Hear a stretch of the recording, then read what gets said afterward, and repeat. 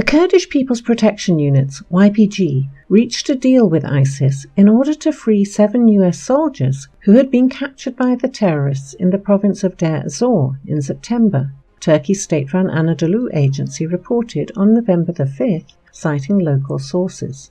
According to the report, negotiations on the issue started on September 28th. ISIS pressed the YPG, which is also known under the US-created brand the Syrian Democratic Forces (SDF), to withdraw from some oil-rich areas in Azraq and to agree to allow medical supplies and food delivery to the ISIS-held area. The YPG withdrew from some oil wells in Azraq and ISIS freed the US troops, but the medical supplies and food delivery has not yet been carried out, the Anadolu Agency claimed.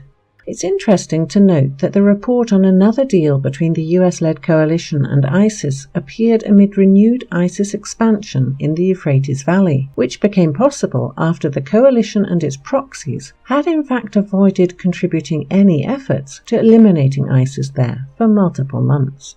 From the other side, US Colonel Sean Ryan, a spokesman for the US-led international coalition, denied the report that ISIS had captured 7 US troops. He went further, claiming that the US-led coalition is not involved in any deal with ISIS. Probably those large columns of ISIS fighters withdrawing from the towns of Manbij, al-Tabqah and Raqqa in 2016 and 2017 were just invisible for the coalition. Or maybe US intelligence accidentally mistook armed masked men with black flags for democratic activists. This would explain why the CIA supplied al-Qaeda and al-Qaeda-linked groups operating within Syria with weapons. It just used the aforementioned indications to determine which groups want to build a secular democracy in the country. In fact, the key problem with Colonel Ryan's statement is that it contradicts the Pentagon's previous statements. For example, in October 2017, Pentagon spokesman Eric Pahon officially confirmed that ISIS had been allowed to withdraw from Raqqa.